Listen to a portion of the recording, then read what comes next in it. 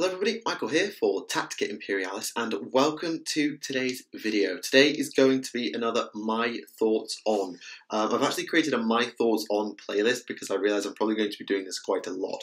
So link in the description, you're going to see all of my previous rambles from past and present about various topics ranging from rules to lore to models to all sorts of good stuff, if you wish to. But today I want to bridge the lore, rules, models, all-consuming thing and talk about the perhaps tetchiest topic at the time of 8th edition's release.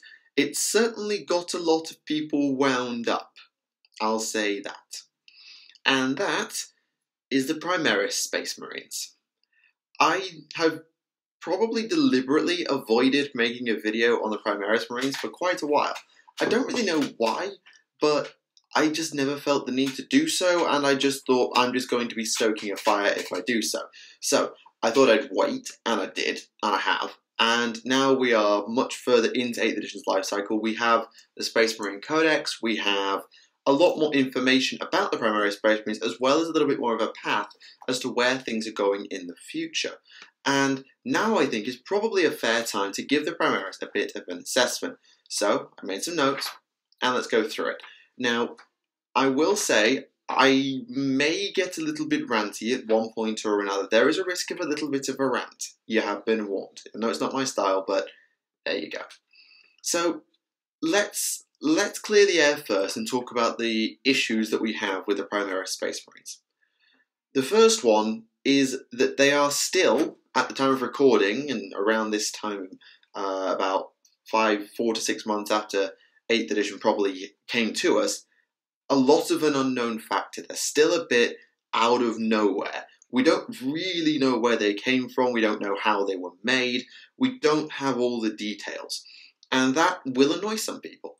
It annoys me because there are a lot of unknowns. I don't know what modifications were made to the gene seed and what effects they have. I might be in the Space Marine Codex. I don't own the Space Marine Codex. I'm sorry. So I might be missing some details. But I don't have a full log of how they were put together. I don't have a full log of what differences were made to their power armor or why it's Mark 10 and not Mark 9. And there are a bunch more unknowns as well. So, for example, what did Call try in the 10,000 years between getting the task from Guilliman and completing the task? When did he complete it? Because the Primaris Marines were pretty much seemingly ready to go when Guilliman returned. So what did he try in the interim? What worked? What didn't? How did he adapt? How did he field test? Did he even field test? Does this have an effect on some of the other chapters with the mutations that seem to be stable that we've seen in the past? Maybe, I don't know, the Black Dragons, I know it's an odd example, but run with me on this. And how does this all fit together? How does Call fit into the last 10,000 years? Because at the moment, he feels a little bit shoehorned in as a plot device to get Guilliman back, and also to get the Primaris into the game. And that, alright, sometimes you do have plot device characters, Ivrain is another one, but I'd like to know how he fits into the grand scheme of the universe and fill in that 10,000 year gap. Just all the details. I want all the detail. I want a novel that follows Call over the course of his experimentation. That's what I want. I want a novel that follows Call's experiments and how they work, or even if it's just a big long blurb of maybe like a double-page spread even in a Mechanicus book somewhere that just lays out how he did it, or in the next Space Marine book. I don't know. I just like to know. The other thing that they're lacking right now is character. They are, at the moment, pretty much faceless nobodies.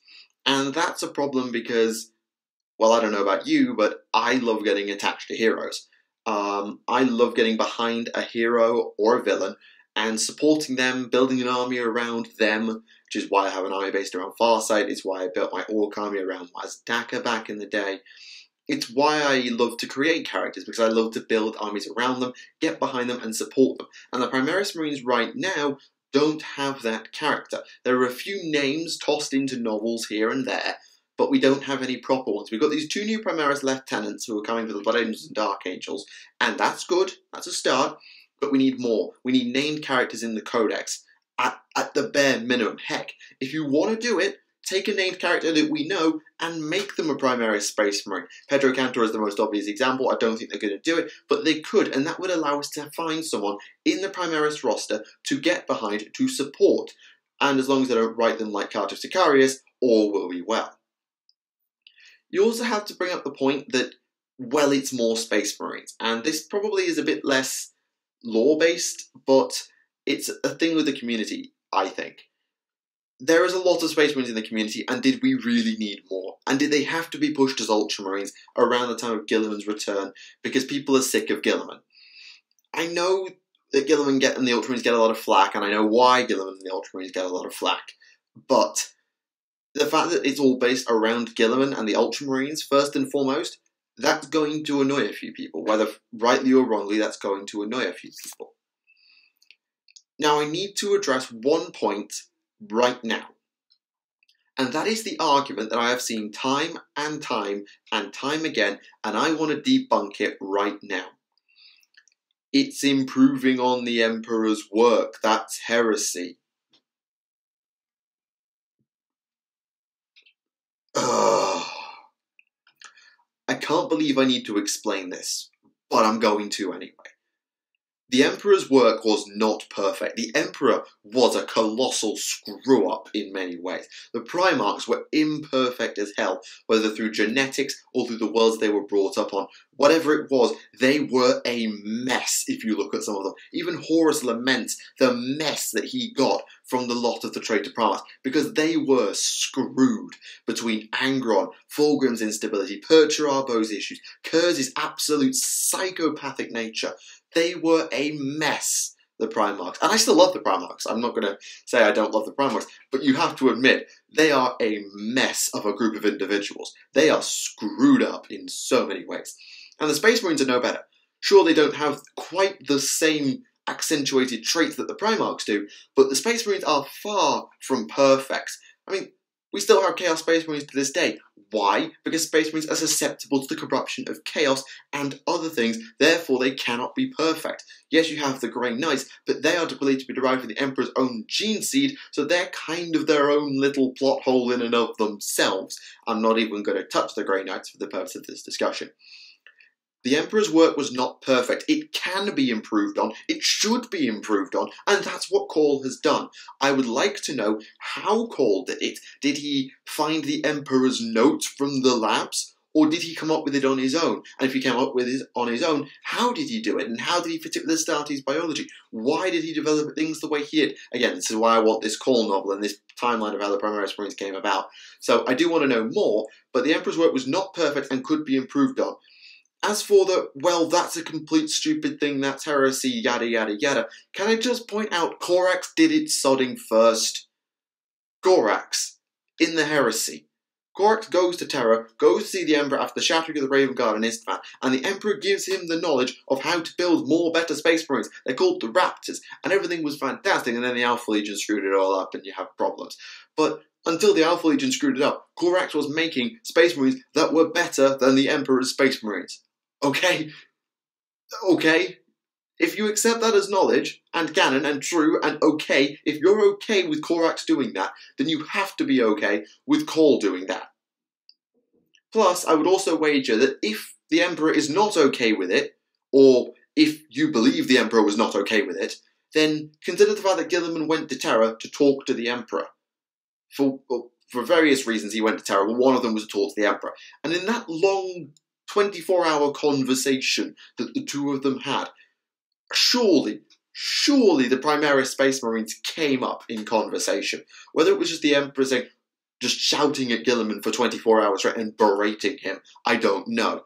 But the Primaris Space Marines had come up in that discussion. And do you think Guilliman would have gone ahead with it anyway if the Emperor had told him, no, no, no, son, you do not let that Art Bagos make those Space Marines. No, sir. Do you think Guilliman will go along with it anyway?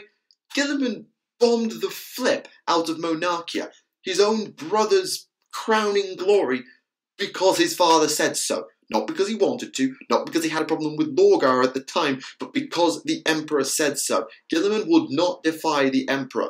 If the Emperor has brought up the Primaris Space Marines, and I'm 90% sure he will have done in that conversation, why would Guilliman go through with it? if the Emperor had told him no. That's not the way Guilliman works, okay? So, and even if it is heresy, can I just point out, he's got a living saint backing him up. Are you going to say that the bastion of the Emperor's the manifestation of the Emperor's divine will, the living saint to end all living saints, that is Saint Celestine, is supporting a heretic? Are you going to say that Inquisitor Greyfax, one of the most hardline inquisitors to my knowledge that I know, who would pretty much shoot you on sight for heresy, is siding with a heretic in Guilliman and Call? Really? Really? No. No, no, no, no, and no. It is not heresy, and yes, it is improving the Emperor's work, but that's fine, because the Emperor's work was there to be improved on, because it was pretty terrible in some cases. Okay? Can we drop this argument now because it's nonsense? Okay, good. Thank you. Let's move on. I just want to also make the point about Mark 9 armor. Where did Mark 9 armor go? Stupid. Anyway. Now, why are the Primaris Space Marines an interesting idea? Why are they a good thing? And I'm going to be speaking primarily from a lore perspective here, but just quickly, they look cool, okay? I didn't particularly like the Primaris Space Marines at first glance. I like Mark 10 power armor. I quite like Mark 4 and I like Mark 2. I can see the callbacks to the various Marks power armor, and it looks pretty damn cool. I'm okay with Mark 10. The aggressors, oh, those aggressors are gorgeous. I love those models. The intercessors, the flying guys, they're all right. They're not what float my boat. The Carriage and Overlords with the balloons also don't float my boat. I think that just like super mega jump pack doesn't really float my boat. But I accept it. It had to look different from Assault Marines. It's all right. I'd prefer they had regular jump packs, but I can't deal with. I can deal with it. And we also need to point out that they're not overpowered on the tabletop. People will worry that, oh, they're so powerful, they're going to phase Space Marines out of the game. No, they flipping haven't. Primaris suck. Well, maybe they don't suck, but they certainly are not kicking everybody's butt on the tabletop right now. That needs to be pointed out. Now, lore. Alright, the intrigue. Yes, there are a lot of questions about the Primaris and how they came to be. However, those are questions that can be filled in. Those are facts that just need to be filled in. The intrigue is how do they fit in now? Not as in terms of logic, in terms of how do they fit in with the Imperium, with the other chapters, and with everything. How do they fit together? And we see this in the upcoming Space Marine Legends series, the War of Secrets novel with the Dark Angels. That book looks so tasty because it hints at the issues between the Primaris Space Marines and their normal cousins. And we're going to be seeing it in the upcoming Dark Angels Codex. They make the point in the Dark Angels release preview that they showed at the time of recording that says, how did they fit in? And they're going to explain a little bit. And I'm intrigued because there's plot intrigue, and plot intrigue is amazing.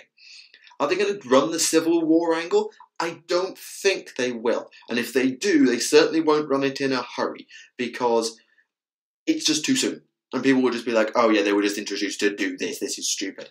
If they do in 5 years' time decide to run the Civil War angle, it's an interesting idea. I could see them doing it. I don't think they will do it because it just defeats the point and we don't really need a Horus Heresy Mark II when we also have Chaos. If you just want to run a Civil War angle, then have Traitor Primaris become a thing. So that's fine. We also need to point out that Guilliman does not like the Primaris Marines. Whatever you say about Guilliman and his actions in allowing Cole to create the Primaris Marines and Cole actually going away and doing it, Guilliman doesn't like it. Guilliman genuinely does not like the Primaris Space Marines, and they are, to him, what the Astartes or some of the Primarchs believe they were to the Emperor. They're a means to an end, and they're not going to be kept around in the long term. So you also have to consider that. And I also need to point out, we've seen this now in the Blood Angels Codex, it is confirmed they are not infallible.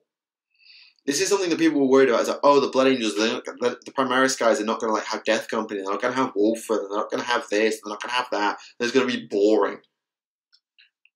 Fair point. We're not getting Primaris Death Company, and we probably won't get Primaris Wolford. What we are getting, however, is that the Primaris have the Red Thirst special rule. Sure, they have it under a little better control than the other Blood Angels, but they still suffer from the Red Thirst, and they are still susceptible to it. And they also made the point of saying that they have not been affected by the Black Rage yet. As if to say, well, just because we aren't doing it now doesn't mean it can't happen. If you want a headcanon that it can happen, it can happen. If you want to create Primaris Death Company conversion, you go for it, because we're not going to tell you it's not possible. It's possible, it just hasn't happened yet. And I reckon we'll get the same with the Wolfen. They'll be affected by the Canis Helix. They might pick up the equivalent to acute senses or whatever they give Space Wolves, but they just won't have Wolfen yet. And it will be up to you to allow them to have it. And it's the same reason why we won't see Primaris Deathwing and Ravenwing. They're not trusted enough yet, because they're outsiders, and I'll explain that in a lore sense. But if you want to, say, create... actually, no, you can't have Ravenwing or Deathwing Primaris because they don't have units that fit, so beside the point, actually. But you get where I'm going with this. They're not infallible. They've left themselves open to do slightly insane or slightly mutated, or, if they want to, chaos-corrupted Primaris. They've not locked themselves out. They've allowed themselves to let it be possible, and that's important. The more that is possible, the more intrigue there is. And while I'd love to see all the gaps filled in with all the answers in the universe, I'm open to intrigue, and they are intriguing. I think that is the best word I can use to describe the Primaris Space Marines. They are intriguing. I'm not, as much as I have mainly debunked the critique, and I have talked them up in a lore sense, I'm not going to sit here and say, I am the biggest fan of the Primaris Space Marines. I'm so glad they were introduced. They are exactly what the game needs. Bam, bam, bam, and just ramming home this point of they are amazing. I'm not saying that.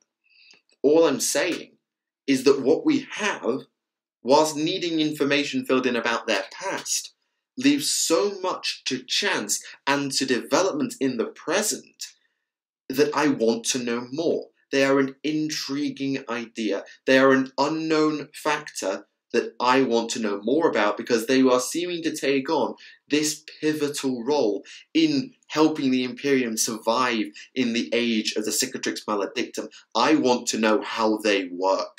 I want to know how they work, how they fit in with everybody else, and how they are going to evolve, I suppose. Because a lot of these Marines are raw. They are nobody. They are literally nobody.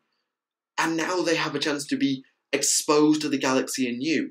And how is that going to affect them? There are so many questions, and there is the promise of answers in the codices, in the novels, and in whatever other material we get over the next few months and years. There is the promise of answers. There will be answers, and that is important. It's not just, oh, here are the Primaris, deal with it. If you want to speculate, have fun, you're not getting anything out of us. No, they've given us them, they've let us adjust a little, and they've given us a little bit, and now they're going to give us more. And that's exactly what we want, or it's exactly what I want. I want to know more because I want answers. And I want answers not because I'm mad, I want answers because I'm curious. And curiosity is the best thing for a lore person like me. But of course, those are the thoughts of, well, me and just me. I know the Primaris Space Marines are an incredibly divisive topic even to this day. There is a portion of the community that rejects them on principle. And if you choose to do that, all power to you. All I'm going to say to you, if you are someone who rejects them on principle, is if your argument is, well, that's just heresy, no, it's not. Oh, that's just improving on the Emperor's work and that's BS, no, it's not. They have their issues. I fully agree they do. But if you're boycotting them, and perhaps even boycotting more, on the basis of them existing and the fact they exist, maybe you need to reevaluate your position. If you don't like them, that's fine. If you think they're amazing, that's also fine. If you're like me who just wants to know more because they're intrigued, that's great, and I love that discussion. So let me know in the comments below, what do you think of the Primaris Space Marines, wherever you fall on this admittedly very wide spectrum of Marmightiness. that's not a word, but you know what I mean. They're a bit of a Marmite topic. You either really like them or you really don't, or you're like me and you're just a bit ambivalent. So there you go. That is my thoughts on the Primaris Space Marines. A very intriguing topic going forward that, if handled correctly, could prove to be one of the best pieces of lore we get for a very long time. But I can't guarantee that. There's plenty of potential for it to all go south. Thank you all for watching. Let me know what you think in the comments below. My name is Michael for Tactica, Imperialis, and I'll see you all again. Goodbye.